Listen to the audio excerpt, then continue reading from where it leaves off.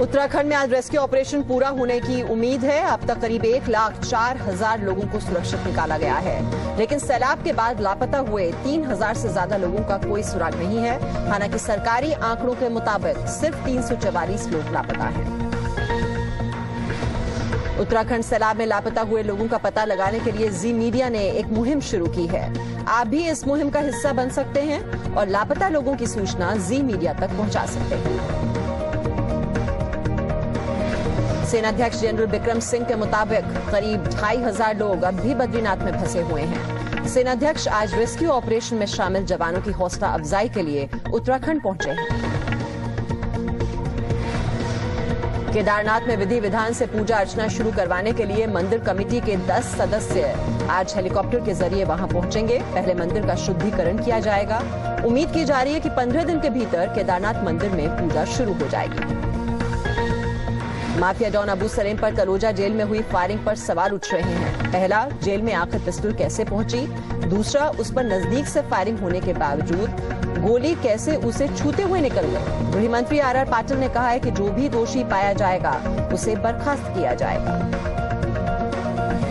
BJP नेता गोपीनाथ मुंडे चुनाव खर्च पर दिए अपने बयान को लेकर मुश्किल में फंस सकते हैं। दरअसल एक कार्यक्रम में मुंडे ने माना कि उनके चुनाव प्रचार में 8 करोड़ रुपए खर्च हुए। मुंडे ने यह भी कहा कि चुनाव आयोग उन पर कार्रवाई करता भी है तो उन्हें परवाह नहीं। दिल्ली में एयरपोर्ट एक्सप्रेस मेट्रो को लेकर आज एक इमरजेंसी मीटिंग बुलाई गई है, जिसमें इसको चलाने को लेकर अहम फैसला हो सकता है।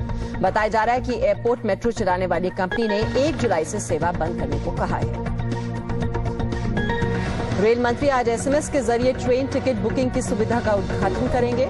आईआरसीटीसी 1 जुलाई से एसएमएस आधारित रेल टिकट बुकिंग शुरू करेगी। लोग सिर्फ एसएमएस भेजकर टिकट बुक करा सकेंगे। सिर्फ मोबाइल नंबर आईआरसीटीसी और बैंक में रजिस्टर कराना होगा। अमरनाथ यात्रा पर निकला श्रद्धालुओं का पहला जत्था आज बाबा बर्फानी के दर्शन करेगा। आतंकी खतरे के मद्देनजर श्रद्धालुओं के बेस कैंप की सुरक्षा और कड़ी कर दी गई है। नूनवान कैंप में साधु संतों ने उत्तराखंड त्रासदी में मारे गए लोगों की आत्मा की शांति के लिए विशेष प्रार्थना की। दिल्ली और नोएडा में बीती रात एक बार फिर रफ्तार का कहर देखने को मिला। दिल्ली में एक तेज रफ्तार ऑडी कार और होंडा जैज कार में भिड़ंत हो गई, जिसमें एक शख्स की मौत हो गई है। जबकि नोएडा के यमुना एक्सप्रेसवे पर ट्रक से कार टकरा गई, जिसमें 3 लोगों की मौत हो गई।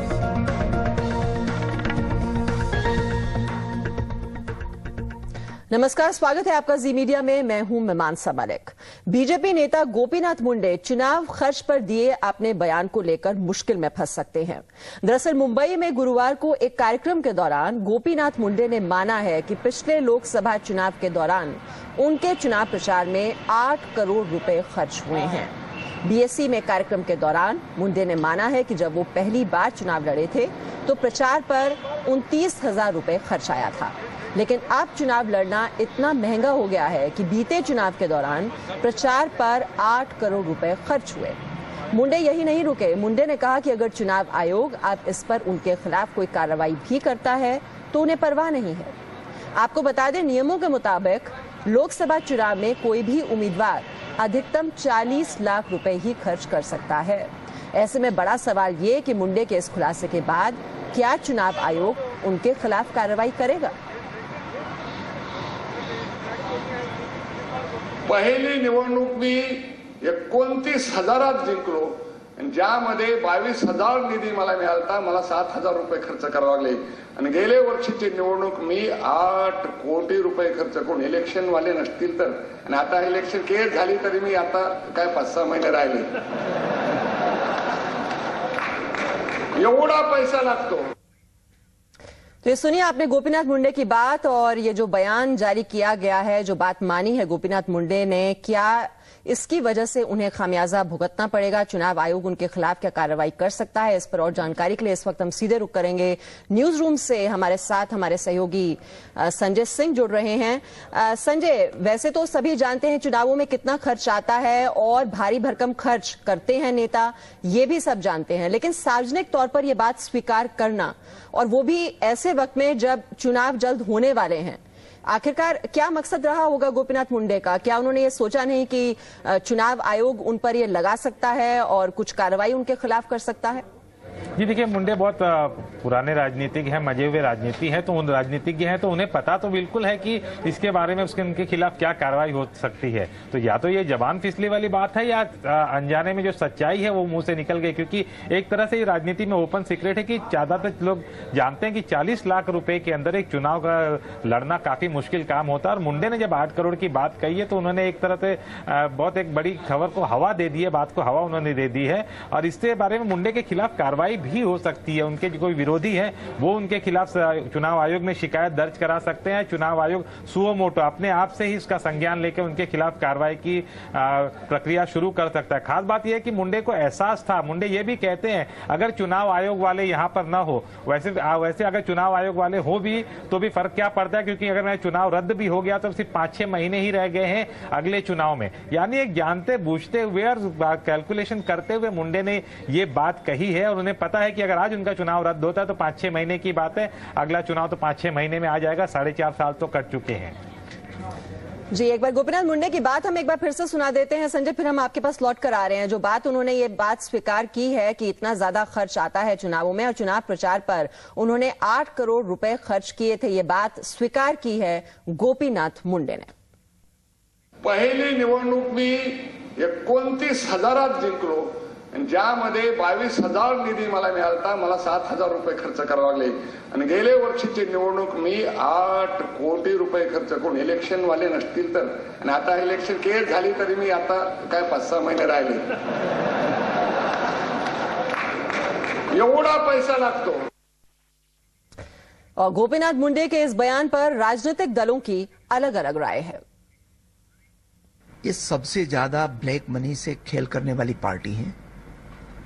उन्होंने यही पार्टी ने पहले शास्त्रों की दलाली में उसके प्रेसिडेंट ने पैसे लिए, सारे देश देखते रहे। उसके ही दिलीप सिंह जूदेव ने पैसा खुदा तो नहीं लेकिन खुदा से कम भी नहीं, यही कहा। उसके ही एक बाबू कटारा, वो दूसरी बीबी के अपनी बीबी बना के बाहर जाते हुए पकड़े गए। उसके दूसरे बाबू बोखिरिया 54 करोड़ की जो मिनरल थेफ्ट है उसमें पकड़ा गया और उसको पनिशमेंट भी हुआ। पनिशमेंट होने के बाद भी वो आज वहां चालू है। और गुजरात का पूरा कारोबार पार्टी का ये ब्लैक मनी पर ही चलता है। 2 करोड़ रुपया उसका हेडक्वार्टर से चोरी हो गई, लेकिन उनकी फरियाद इसलिए नहीं की कि सच्चाई बाहर आ जाती। अभी उसके वाइस प्रेसिडेंट ने बता दिया कि उन्होंने 9 करोड़ का खर्चा किया है। अब किस मुंह से वो ब्लैक मनी की बात करेंगे? तो इस मामले में क्या अब चुनाव आयोग संज्ञान लेते हुए कोई कार्रवाई करता है मुंडे के खिलाफ या नहीं, इसके लिए तो हमें इंतजार करना होगा। संजय इस वक्त हमारे साथ हैं। संजय, इसके लिए तो हमें इंतजार करना होगा कि चुनाव आयोग अब इस मामले में कोई पहल करता है या नहीं।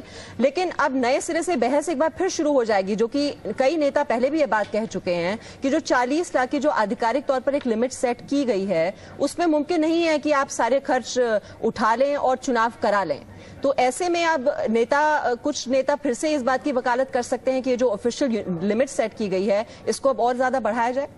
जी बिल्कुल, असल में भारत की राजनीति में देखा जाए तो बहुत कम मुद्दे ऐसे हैं जिस पे अलग अलग राजनीतिक दल एक हो सकते हैं। उसमें से ये एक मुद्दा है, लगभग हर राजनीतिक पार्टी ये मानती है, हर सांसद ये मानता है कि जो लिमिट है खर्च की वो बहुत ही कम है और इतने में प्रैक्टिकली चुनाव लड़ना पॉसिबल नहीं हो पाता है। तो इस पर एक नई बहस तो शुरुआत हो सकती है, हो जाती है। लेकिन बिल्कुल मुंडे के खिलाफ कार्रवाई का ऑप्शन बना रहता है। उनके खिलाफ जो कंप्लेंट भी इलेक्शन कमीशन में कर सकता है या खुद संज्ञान लेते हुए सुओ मोटो भी एक्शन की शुरुआत की जाती है। बट और इसमें खास बात यह है कि जब मुंडे ने ये बात कही तब उसी स्टेज पर उनके साथ मंच पर नरेंद्र मोदी भी मौजूद थे, नितिन गडकरी भी मौजूद थे। तो बीजेपी एक कहीं पर उच्च नैतिकता की बातें कर रही है और एक क्लीन चीजों की बात जब कर रही है, राजनीति की बात कर रही है, उसमें उनका ही एक बड़ा नेता, महाराष्ट्र का जनाधार वाला इस वक्त का सबसे बड़ा नेता है गोपीनाथ मुंडे, वो इस तरह की बातें कहता है तो जाहिर तौर पर बीजेपी के लिए भी एम्बेरसमेंट वाली बात हो जाती है। जी, तो चुनाव में कितना ज्यादा खर्च होता है ये सभी राजनीतिक दल जानते भी हैं, समझते भी हैं। और इस पर नरेश अग्रवाल क्या कह रहे हैं, आइए उनकी बात भी सुन लें।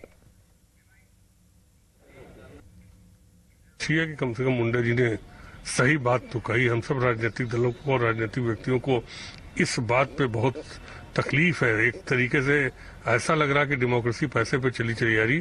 तो मैं तो कहूँगा एक चुनाव सुधार ऐसा होना चाहिए कि खर्चा न हो, जनता को स्वतंत्र वोट डालने को मिले। क्योंकि आज जिस तरीके से मुंडे जी तो 8-8 करेंगे, मुझे तो ये खबर है कि दक्षिण भारत में 100 करोड़ रुपए लोकसभा के चुनाव में लगते हैं। तो इतने खर्चे का जीता हुआ प्रतिनिधि से आप अच्छे आचरण की उम्मीद करें तो ये संभव नहीं होगा। उसको कहीं ना कहीं किसी की मदद करनी पड़ेगी जो कि उसके ऊपर उंगली उठाएगी। और अब आगे बढ़ते हैं और बात डॉन अबू सलेम पर हुए जानलेवा हमले की। महाराष्ट्र के गृह मंत्री आर पाटिल ने माफिया डॉन अबू सलेम पर जेल में हुए जानलेवा हमले की जांच के आदेश दे दिए हैं।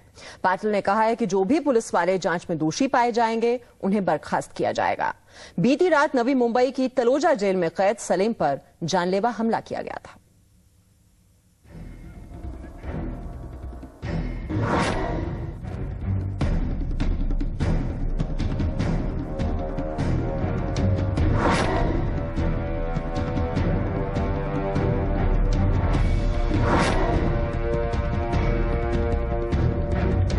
नवी मुंबई के तलोजा जेल में हुए धमाके ने फिर से गैंगवार की आहट पैदा कर दी है। गैंगस्टर अबू सलेम पर जेल के भीतर फायरिंग हुई जिसमें वो घायल हुआ है।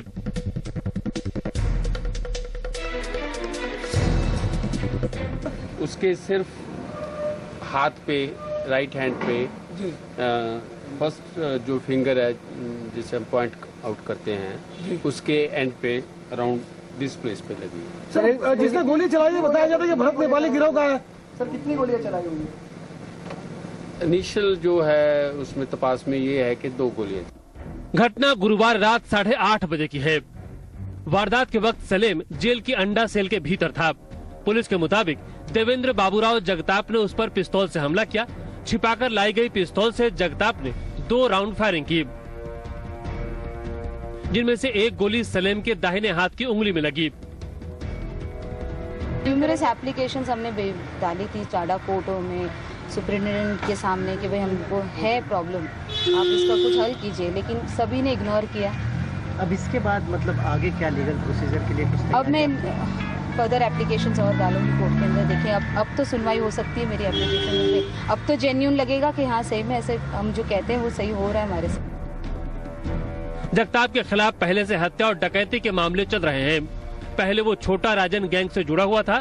पुलिस के मुताबिक जगताप की सलेम से पुरानी जान पहचान है, लेकिन सलेम से किसी बात को लेकर उसकी अनबन चल रही थी। पहली बार नहीं है कि अबू सलेम पर इस तरह के हमले हुए हों। 2 साल पहले आर्थर रोड में मुस्तफा दोसा ने उन पर हमला किया था, जिसके बाद उन्हें सिक्योरिटी के लिए यहां पर शिफ्ट किया गया था। बहरहाल पुलिस ने देवेंद्र जगताप नाम के शख्स को अरेस्ट कर लिया है। सलेम पर 93 के मुंबई ब्लास्ट के अलावा मनीषा कोइराला के सेक्रेटरी अजीत दीवानी और गुलशन कुमार की हत्या का भी आरोप है। सलेम को नवंबर 2005 में पुर्तगाल से भारत लाया गया था। दरअसल सलेम पर जेल के भीतर हमले की ये दूसरी घटना है। इसके पहले दाऊद इब्राहिम गिरोह के मुस्तफा डोसा ने जुलाई 2010 में आर्थर रोड जेल में उस पर हमला किया था। नवी मुंबई से निवेदिता मिश्रा के साथ ब्यूरो रिपोर्ट, जी मीडिया। तो सवाल है कि आखिर क्या है सलेम को लगी गोली की पहेली? क्या ये हमला साजिश है या जानबूझकर कराया सलेम ने ये हमला? तो सवाल जो पहला है वो यही है कि हाई सिक्योरिटी तलोजा जेल में कैसे हुआ ये हमला? करीब से गोली चलाने पर भी हाथ में कैसे ये गोली लगी? क्या ये सिर्फ सनसनी फैलाने की कोशिश तो नहीं है? सलेम पर दरअसल पहले भी इसी जेल में हमला हो चुका है। तो पिछले 3 साल में ये दूसरा हमला हुआ था अबू सलेम पर। कहीं पुर्तगाल वापस जाने के लिए यह साजिश तो नहीं रची जा रही? और जानकारी इन सवालों पर लेते हैं। हमारे साथ इस वक्त मुंबई से जुड़ रहे हैं हमारे संवाददाता अश्विनी कुमार पांडे। अश्विनी, कहीं ये साजिश तो नहीं है पुर्तगाल वापस जाने के लिए? ये सनसनी फैलाने की कोशिश तो नहीं की जा रही? जांच कहां तक पहुंच पाई है? जी देखिए, अगर हम जांच की बात करें तो अभी भी जो हमलावर है जेडी वो अभी भी अंदर है। जो पुलिस क्राइम ब्रांच है वो अंदर आई हुई है, उससे पूछताछ करिए क्योंकि ये न्यायिक हिरासत में था। शाहिद आजमी मर्डर केस जो 2010 में हुआ था उस मामले में ये भी न्यायिक हिरासत में है, इसलिए कोर्ट का आदेश लिया जाएगा। इसके बाद इसे जो है ऑफिशियली गिरफ्तार करके कोर्ट में प्रोड्यूस किया जाएगा, जिसके बाद इसकी पूछताछ की जाएगी आखिरकार इसने ये हथियार कैसे लाया। जहां तक रही बात क्या ये साजिश है, इस एंगल पे भी पुलिस जांच कर रही है। मेरे एक आला अधिकारी से कुछ देर पहले बात हो रही थी, उनका कहना था कि हम इस एंगल पे भी जांच कर रहे हैं कि आखिरकार ये हमला अबू सलेम पर जो हुआ है, क्योंकि अभी तक तलोजा जेल वो अपने आप को सेफ बता रहा था, ऑर्थर रोड जेल से उसने तलोजा जेल शिफ्ट करा लिया। इसके बाद अब यहाँ पर उस पर अगर हमले हो रहे हैं तो ये जांच का विषय तो है, लेकिन अभी भी कोई कंक्लूजन पर हम नहीं जाना चाहते।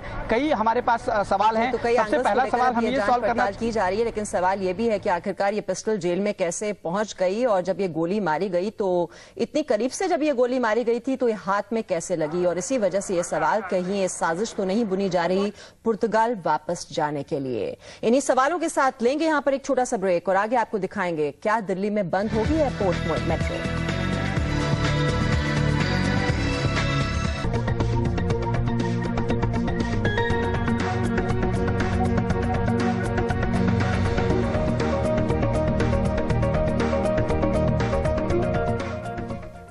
दो दिन पहले ही रेस्क्यू ऑपरेशन में लगा एक हेलीकॉप्टर क्रैश हो गया था गौरीकुंड के पास और उन जाबाजों को श्रद्धांजलि दी जा रही है।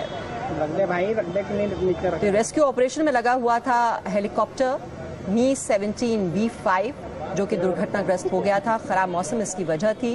गौरीकुंड के पास यह हेलीकॉप्टर हादसा हुआ था जिसमें ITBP, वायुसेना और नेशनल डिजास्टर मैनेजमेंट फोर्स बचाव दल के सदस्य इस हेलीकॉप्टर में मौजूद थे और खराब मौसम की वजह से ये हेलीकॉप्टर क्रैश हो गया था।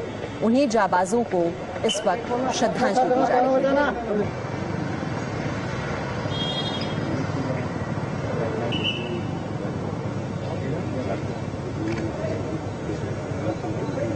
तो गौरीकुंड के पास यह हादसा हुआ था, यह हेलीकॉप्टर क्रैश जिसमें ITBP, वायुसेना और नेशनल डिजास्टर मैनेजमेंट फोर्स के जवान जो कि बचाव कार्यों में लगे हुए थे। यह हेलीकॉप्टर खराब मौसम की वजह से दुर्घटनाग्रस्त हो गया था, क्रैश हो गया था और उसी की चपेट में आकर 20 जवानों की मौत हो गई थी और उन्हीं को ये श्रद्धांजलि दी जा रही है। इस वक्त आप देख रहे हैं अपने टेलीविजन स्क्रीन पर।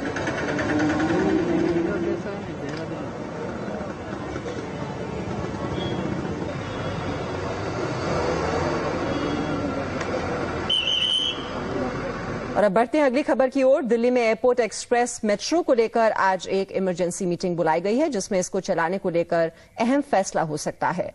ये मीटिंग ऑपरेटर कंपनी और DMRC के बीच होगी। बताया जा रहा है कि एयरपोर्ट मेट्रो चलाने वाली कंपनी ने 1 जुलाई से सेवा बंद करने को कहा है। आज की मीटिंग में तय किया जाएगा कि अगर ऑपरेटर कंपनी इसका ऑपरेशन बंद कर देती है तो अगला ऑपरेटर आने तक एयरपोर्ट लाइन को बंद किया जाएगा या फिर तब तक इसे DMRC चलाएगी।